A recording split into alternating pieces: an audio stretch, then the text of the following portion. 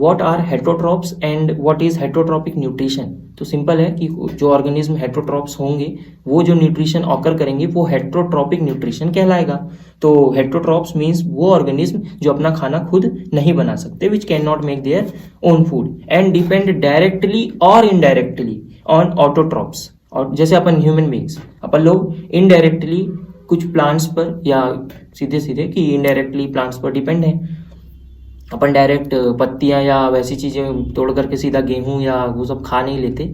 अपन लोग indirectly depend है, means काफी सारे प्रोसेस हो करके एक फूड प्रोडक्ट प्रिपेयर होता है जिसे अपन खाते हैं। इस तरह अपन इनडायरेक्टली डिपेंड है। अब है हेटरोट्रॉपिक न्यूट्रिशन। तो the type of nutrition in which organism derive their food nutrients from other living organism. वही जो हेटरोट्रॉप्स में पढ़े कि बस ये है कि ये प्रोसेस हो गया और वो तो ऑर्गेनिज्म थे, हेटरोट्रॉप्स थे।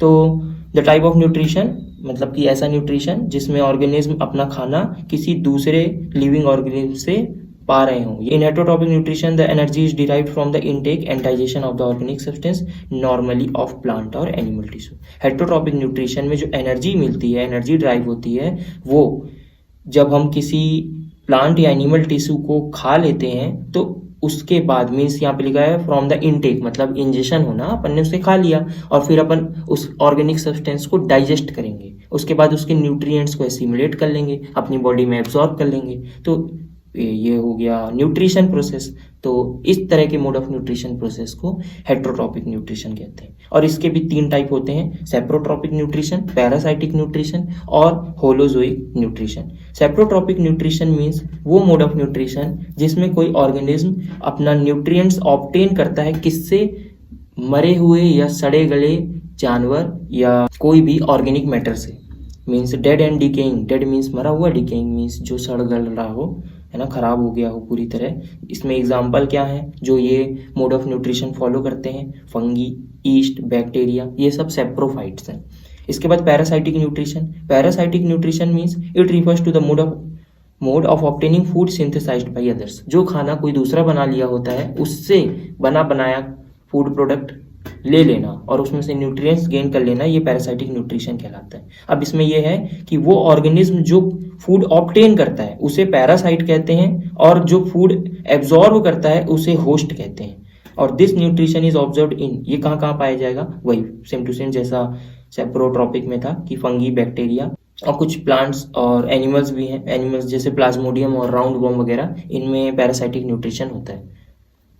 इसके बाद what is holozoic nutrition means तीसरा है हेटरोट्रॉपिक न्यूट्रिशन के बाद कि तीसरा holozoic nutrition. It refers to the mode of nutrition in which the complex organic matter in the form of solid food is ingested, digested and then absorbed into the cells and utilised.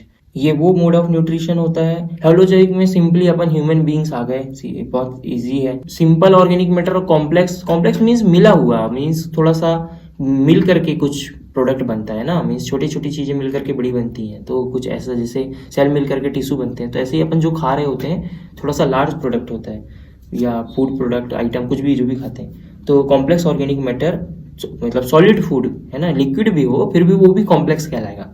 तो इसे अपन ingest किए, digest किए, absorb किए और बस अपने cell में अपन ने पूरी तरफ, मतलब अपन तो ये चीज़ नहीं करते, अपने बॉडी में एंजाइम्स होते हैं उनका काम होता है ये सब, तो वो पूरी बॉडी के सेल पर प्रोटीन वगैरह पहुंचाते हैं। तो ये सभी प्रोसेस होलोजोइक न्यूट्रिशन, ये सभी न्यूट्रिशन के प्रोसेस हैं।